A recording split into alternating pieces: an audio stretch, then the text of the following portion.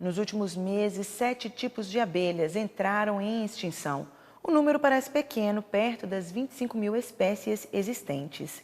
Mas, de acordo com especialistas, a situação é alarmante. As abelhas são responsáveis pela polinização da maioria dos alimentos que consumimos. Sem ela, todo o ecossistema do planeta poderá ser impactado.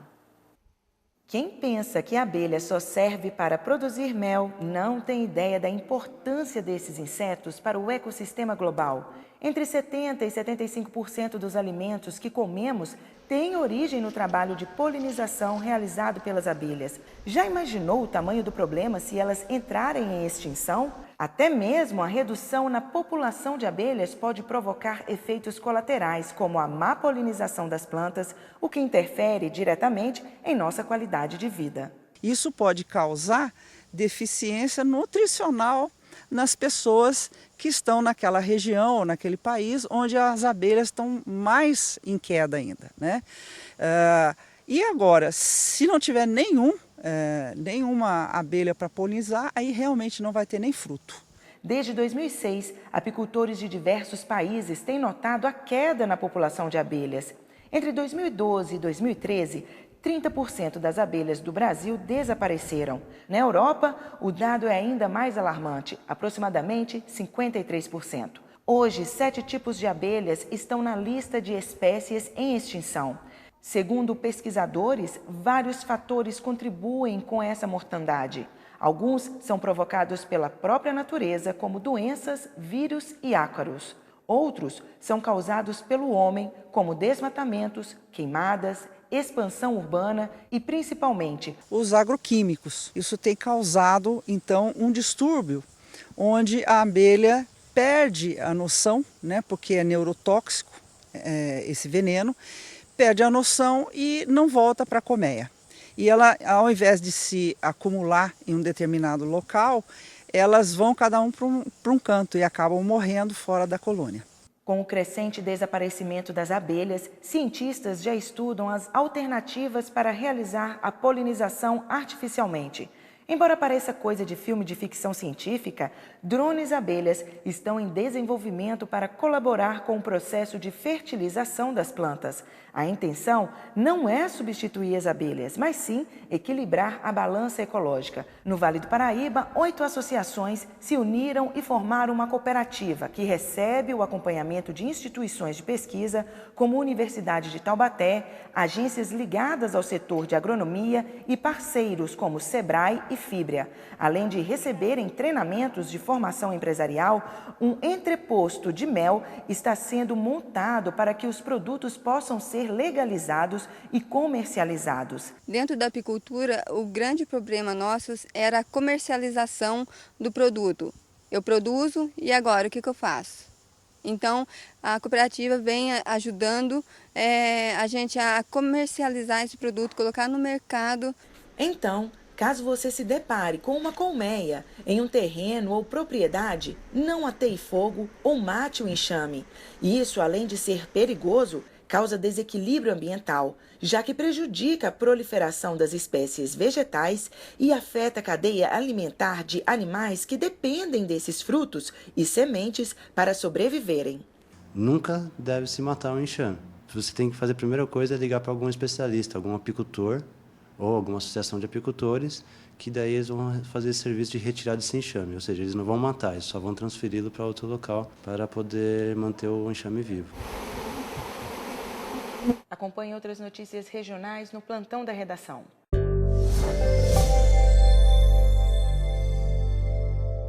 O Vale do Paraíba recebe um mutirão de saúde até o dia 25 deste mês.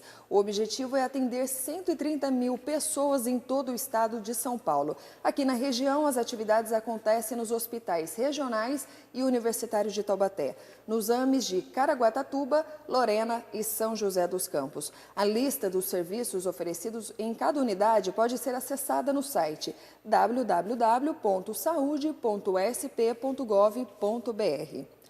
A solicitação para isenção da taxa de inscrição do processo seletivo das faculdades de tecnologia está disponível até o dia 6 de abril. Os interessados devem ter concluído o ensino médio em escolas públicas. Acompanhe como fica o tempo em algumas cidades.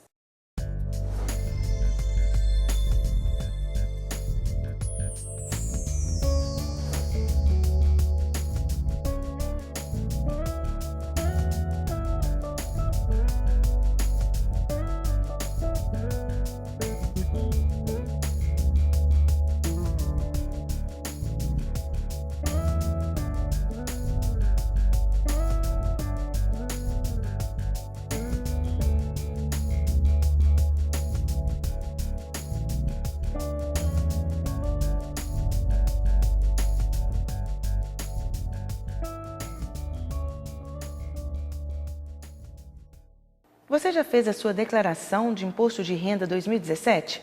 O prazo de entrega é até o dia 28 de abril. Muita gente ainda tem dúvidas sobre o que declarar e como fazer o documento. O analista tributário Fernando Santos, da Delegacia Regional da Receita Federal, participa da entrevista de hoje. Nós estamos recebendo aqui o Fernando Santos, ele é analista tributário da Receita Federal, a sede da nossa delegacia aqui da região é em Taubaté, abrangendo desde Caçapava até Queluz, né?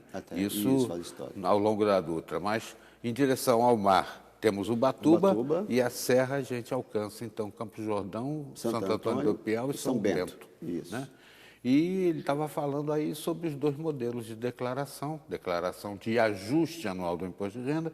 Você pode optar pelo modelo simplificado e pelo modelo completo, né? Tem gente que fica lá medindo um monte de recibo para ver, de repente vale mais a pena fazer. A legislação, ele vai poder informar. E tem que guardar os recibinhos por 5 anos, pelo menos. Tem que guardar os recibos e tem que ter recibo, né? Porque às vezes você pode declarar algo que você não tem o recibo. E aí é um problema. Você tem que ter o recibo para você poder declarar na declaração completa. O pessoal da esperteza esse ano talvez tome um susto, né? Porque quem dá o recibo tem que declarar o CPF daquele que recebeu o recibo. Quer dizer, já é uma forma de cruzamento. Um cruzamento. Isso, desde o ano passado, médicos, advogados, psicólogos, tinham que informar na declaração dele, pessoa física, informar não só o montante, que nos anos anteriores informava o montante que ele recebia no mês para questão do carnê-leão, tá, se tinha que pagar ou não tinha que pagar. Mas desde o ano passado ele tinha que informar o CPF. Às vezes dá pane no computador, dá problema, você acaba entrando pelo cano. Esse é um problema, porque o que acontece? O sistema, se você tem no último dia 10%, ele não vai ficar tão rápido para você entregar, quando você entrega pela internet. Quando você está fora do prazo, você praticamente deu enviar, a declaração já vai. Quando você chega no último dia, você pode dar o enviar e ela demorar alguns segundos para transmitir. Transmite, não tem problema. O problema maior que eu vejo é que quando você faz a declaração, ela pode dar imposto a restituir, que você vai receber depois, né? A Receita vai pagar a restituição, ou pode dar imposto a pagar. Se ela der imposto a pagar e você tiver no último dia transmitindo a declaração, você até consegue transmitir. Mas se deu imposto a pagar, o vencimento da primeira parcela é no próprio dia 28. E aí você transmite, mas não tem como pagar. Multa. Aí vai pagar multa sobre o imposto. Você vai pagar em atraso, aí tem a multa de mora e o juros pelo Selic. Agora, o contribuinte que não conseguiu cumprir o prazo é 28 de abril, e vai entregar a declaração em atraso, a multa é de 1% ao mês, sobre imposto devido, tá?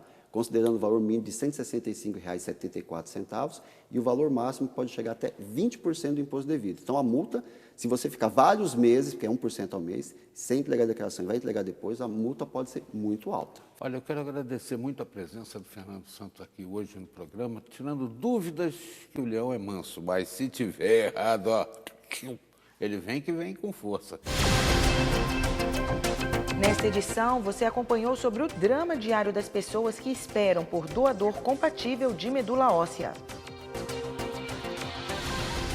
Apoio dos pais pode ser o principal responsável para o êxito acadêmico dos filhos.